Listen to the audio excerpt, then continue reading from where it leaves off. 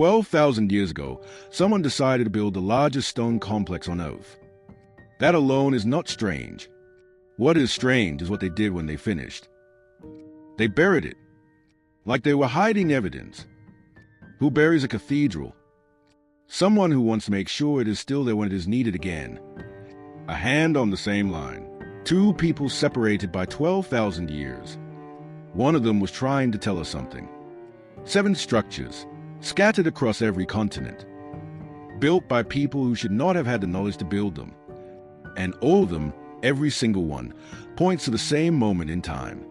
Each of these places broke something, not physically, not architecturally.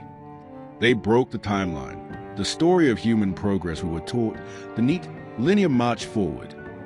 And no one in mainstream academia has a clean explanation for why. I need you to stay with me until the end of this. Because number 7 is not just another impossible structure. Number 7 is what ties all of this together. Number 7 is a message. In 1994, a shepherd named Sacsayhuaman was walking his flock across a hillside. He had crossed 100 times. Something caught the morning light differently. He found a carved stone pushing through the earth. He reported it. He went home. He probably thought nothing more of it. He had just discovered the single most important archaeological site in human history. When archaeologist Klaus Schmidt arrived at the site, they began to dig. What they found underneath that hillside was not what they expected. It was not what anyone expected. The site was dated to 12,000 BCE. That number does not fit. Not on any timeline. Not in any textbook. Not in any version of history that we were taught. Here is what makes Gobekli Tepe impossible. In 12,000 BCE, according to the accepted historical record, human beings were nomadic. No farms, no cities, no organized religion, no architecture of any kind. To build Gobekli Tepe, you need a minimum of 500 people working in coordination over several years. You need someone to feed them. You need a social structure sophisticated enough to manage that labor. You need master craftsmen who can carve animal reliefs with sub-millimeter precision. None of that exists on the official timeline. And yet, there it is. Think about what this actually required. You cannot build Gobekli Tepe alone. You cannot build it in a weekend. Somebody was in charge here. Somebody drew the plans. Somebody allocated the labor. Somebody fed 400 workers every single day for years. That kind of organization does not come from people living hand to mouth. That comes from a society, a civilization, 7,000 years before Egypt. The carvings alone should change everything we think we know. A vulture holding a human head, a serpent in perfect anatomical posture, a cat mid-spring with muscles depicted beneath the stone.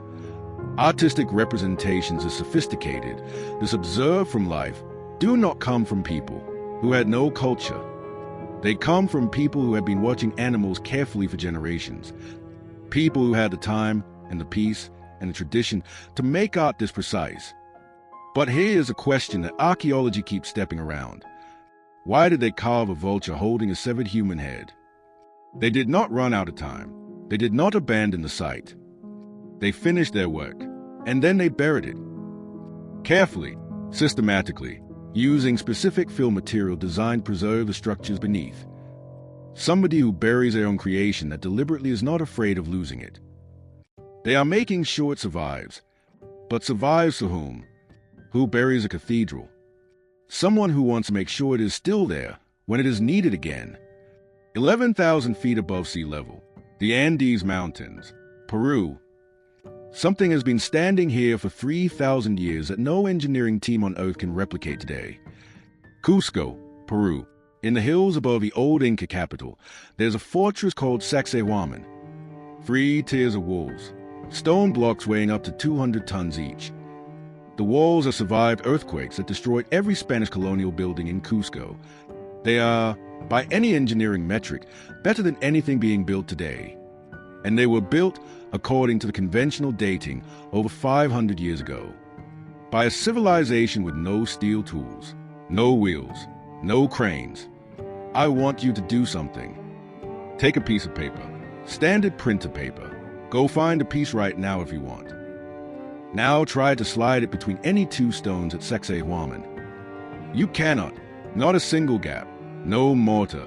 No cement. Just stone touching stone with a precision that a modern structural engineer, using laser-guided equipment, would have difficulty matching. On stones weighing up to 200 tons, engineers have actually done this calculation. What would it cost to build Sacsayhuaman today? With modern cranes, modern stone-cutting technology, modern GPS surveying, the estimates range from $4 to $6 billion, 8 or more years of construction. And even then, even with all of that, the engineers are not confident they could match the precision of the original joints. Which tells you everything about who built this, and who did not. The stones did not come from nearby. The nearest quarry is 15 kilometers away. Some of the stones came from 80 kilometers distant. Between the quarries and the site, mountains, rivers, cliff faces.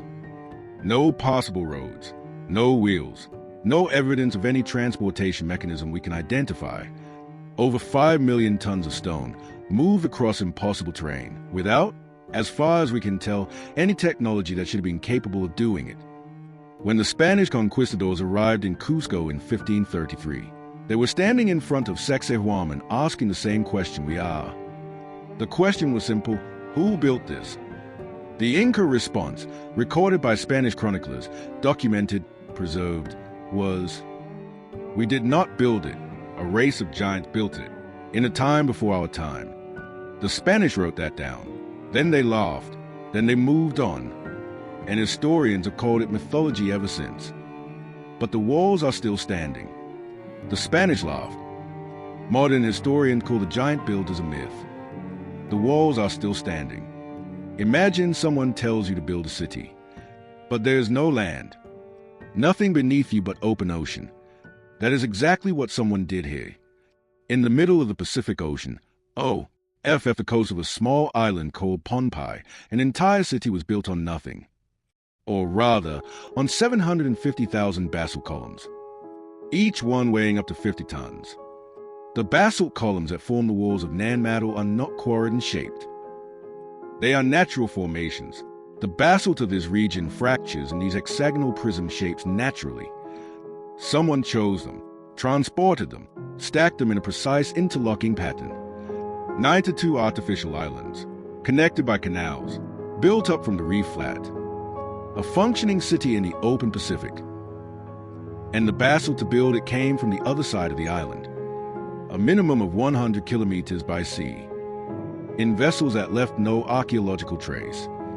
Marine geologists and underwater archaeologists have spent years examining the waters around Nan Madol. They were looking for the evidence of how the basalt was transported across open ocean. They found nothing. No traces of rafts, no ancient harbor structures, no embedded anchor points, no physical evidence of any transportation mechanism whatsoever. The local oral tradition says the city was built by twin sorcerers, the Nan Madol brothers, who flew the stones through the air. I am not saying that is what happened. I am saying that right now, flying the stones is no less verifiable than the official explanation, which is, we do not know. The legend of the twin sorcerers is not unique to Nan Madol. Across dozens of ancient sites, on multiple continents, in cultures with no contact with each other, there's a consistent oral tradition of people who move stone through means that defy our understanding. Sound, vibration, forces we do not currently recognize. Multiple independent researchers have published theories about acoustic levitation, the use of sound waves at specific frequencies to counteract gravitational force on dense objects. The science is contested, the physics is not disproven, and the stones are in the middle of the Pacific Ocean. They got there somehow. At some point, the people of Nan Madol left. Not gradually, not in a planned migration.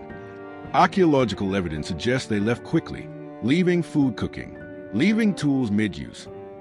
Whatever made them leave, they did not intend to leave permanently. They expected to come back. They did not come back. And whatever made them run, we still do not know what it was. Stop, just for a moment. 3 structures, 3 different civilizations, 3 different continents, 3 different eras. But there's one thing that every single one of them shares. One thing that mainstream archaeology talks around rather than through. Every builder disappeared. Not gradually, not through conventional historical processes. They just stopped. The knowledge stopped with them. Keep that in your mind. It is going to matter. Every single one of these structures shares that one characteristic. The builders vanished. The knowledge vanished with them. That pattern means something. We have 4 more structures to look at. And I promise you, by the time we get to number 7, the pattern will not be a coincidence anymore. Everyone knows the Great Pyramid. 2,300,000 stone blocks, each weighing an average of 2.5 tons. Built, according to Egyptologists, by the pharaoh Khufu around 2500 BCE as a tomb. There's one problem with that. No mummy has ever been found in the Great Pyramid. No burial goods, no inscription naming it as a tomb, no evidence of funerary use of any kind. What has been found, however, tells a completely different story. The Great Pyramid contains 4 narrow shafts. 2 rise from the king's chamber, the room containing the empty sarcophagus. 2 rise from the queen's chamber below. For decades, Egyptologists said these were ventilation shafts. 2 of them are sealed. They do not open to the outside air. You cannot ventilate through a sealed shaft. In 1993, an engineer named Robert Bauval looked at where those shafts pointed. Not at ventilation, not randomly. At specific stars, specific positions that correspond to a specific date. The southern shaft of the king's chamber points at Orion's belt, but not Orion as it appeared when the pyramid was supposedly built. The shaft angle is precise to Orion's belt as it appeared in 10,500 BCE, 8,000 years before Khufu. Robert Bauval checked this calculation multiple times. Other astronomers have since confirmed it. The shaft is not pointing at 2,500 BCE. Either the pyramid was built in 10,500 BCE by a civilization that should not have existed, or the builders of 2,500 BCE were deliberately encoding a date 8,000 years in their past. Either way, someone was trying to preserve a specific moment in time. There is something specific about the king's chamber that most people who visit never know. The room resonates at a very specific frequency, 111 Hz. Research has shown that sustained exposure to this frequency affects prefrontal cortex activity. It suppresses analytical thought. It enhances states associated with vision and memory. Someone designed this room to do something to the human brain. We will come back to that frequency, because we are going to hear it again in Structure 7. And when we do, it will not be a coincidence. Bolivia, 13,000 feet above sea level, on the Altiplano, the high plain of the Andes. Near the ruins of Tiwanaku, there is a section called Pumapunku. The stones here are andesite and red sandstone. Andesite is harder than steel. You cannot scratch it with a steel blade. You cannot carve it with iron tools. Now look at what was done to them. Geologist and engineer Brian Foster has spent years studying Pumapunku's construction. His conclusion, the technology required to achieve these surface tolerances, does not appear in the archaeological record until the industrial era. Not ancient technology, not medieval technology. Industrial technology, the kind of precision humanity achieved in the last 200 years. And there is no explanation on record for how it was achieved 1,500 years ago on the Bolivian Altiplano. Or, if more recent research is correct, 15,000 years ago. Here is what makes Pumapunku different from every other structure in this video. Every other ancient civilization left records. Egypt, hieroglyphs. China, bamboo scrolls. Greece, texts. Peru, quipu. The Tiwanaku culture, the people attributed with building Pumapunku, left no writing. No oral tradition explaining the construction. No mythology about it. No memory of it in any form. It is as if someone reached into history and removed the chapter. Someone who does not want you to read what is in it. 1992, a farmer in Zhejiang province, China, decided he was tired of manually bailing the flooded pond on his land. He rented a water pump. He started draining it. As the water level fell, the floor of the pond began to reveal something that had no business being there. A perfectly rectangular, perfectly geometric, perfectly hand-cut opening in the bedrock. He was looking into a chamber 24 meters high that had been sitting under a pond for 2,000 years. That no historical record anywhere in the most record-keeping civilization on Earth had ever mentioned. 5 chambers, 30,000 square meters of hand-cut underground space. And every single surface, the floor, the walls, the ceiling, covered in this exact pattern. Diagonal parallel lines at exactly 60 degrees from horizontal. Not approximately 60 degrees. Exactly 60 degrees. Across 30,000 square meters. Across 5 separate chambers. Across every surface transition without a single deviation. This was not the work of individual craftsmen following personal technique. This was a master plan, a centralized design, an organization. Here is what the pattern tells us. If you unfold a cave, literally, and lay all the surfaces flat, the 60-degree chisel lines run continuously across every surface transition. That is only possible if the person designing this had a 3-dimensional mental model of the space before they began carving. They planned the entire cave, all 30,000 square meters of it, in advance. Then they communicated that plan to every single worker across every surface of every chamber, and every worker maintained perfect geometric discipline throughout. 0 deviation across the entire project. China has the most detailed continuous historical record of any civilization on Earth. The Han Dynasty, 200 BCE to 200 CE, produced historical texts that catalog virtually every significant construction project in the empire. Not a single reference to the Long UKs exists anywhere in Chinese historical literature. Not one document, not one local account, not one administrative record. An underground complex the size of 5 football fields in a region of densely populated China. Apparently built and then completely removed from the collective, historical memory of the most literate civilization in the ancient world. That is not an accident. That is a decision. In the 1900s, during excavation of the deepest level of the Hypogeum, archaeologists found her. The sleeping lady, a small clay figure, 12 centimeters long, depicting a reclining woman in what appears to be a state of trance or prophetic sleep.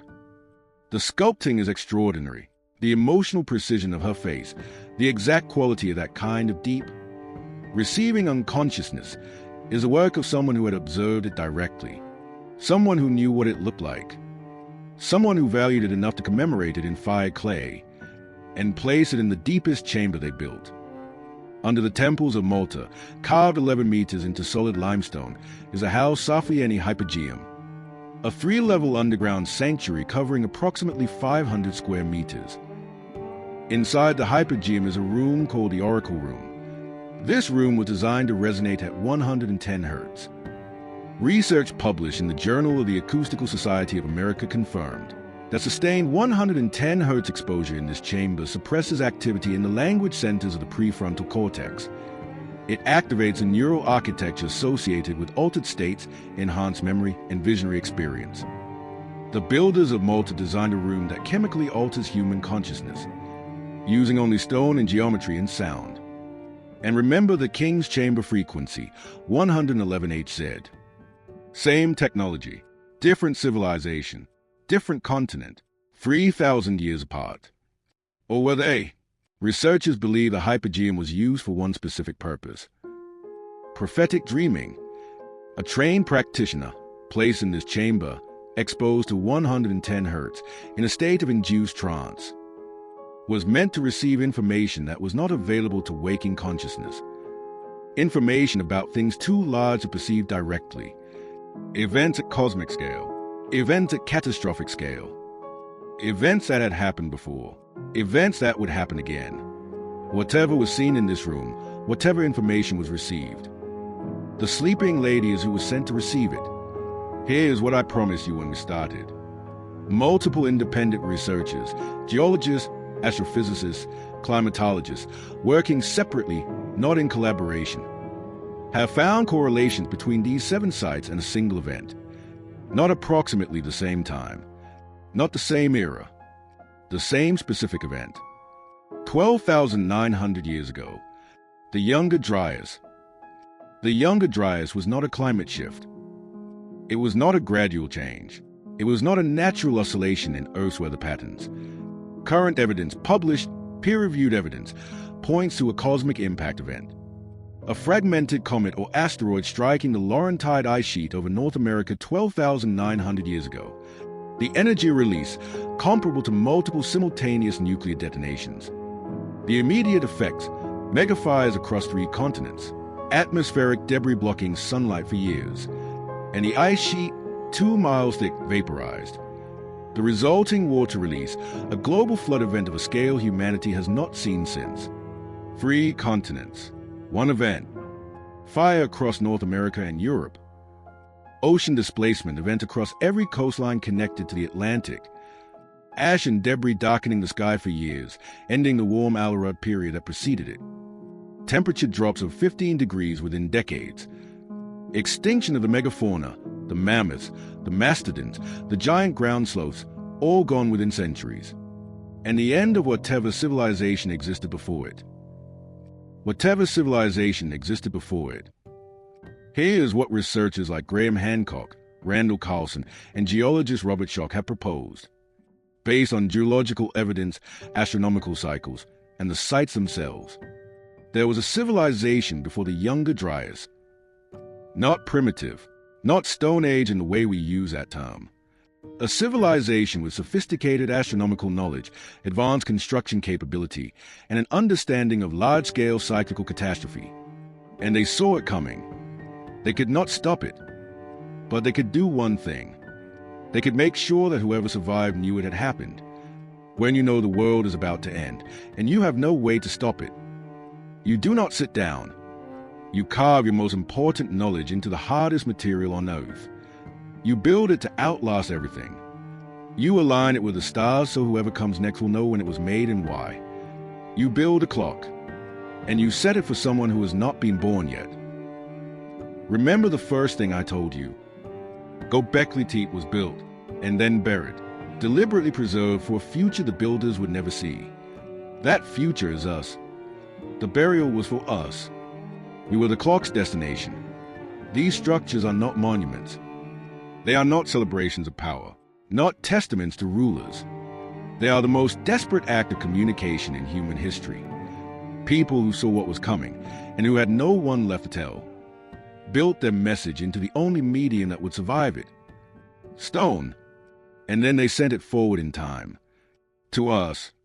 In 2022, a team of 27 researchers from 9 countries published a peer-reviewed paper in one of the most respected scientific journals in the world, confirming physical evidence, nanodiamonds, shock quartz, platinum group anomalies of a major cosmic impact event of the Younger Dryas boundary, at 24 sites across 4 continents. Mainstream news covered it for approximately 1 day, then moved on. Sit with that for a moment. One question before I let you go. 7 structures, 7 impossible places. 7 messages carved in stone by people who had every reason to believe that civilization as they knew it was about to end. Which one unsettled you the most? Tell me in the comments. And tell me why. Because the most interesting conversations I've had about these structures have been in the comment section. Someone always knows something I do not. If anything in this video shifted how you see the world tonight, even slightly, subscribe. Because there are more places like these, more questions that archaeology steps around, more messages in stone that are waiting to be read. We are just getting started. Something happened 12,900 years ago. The stones remember it. Do we?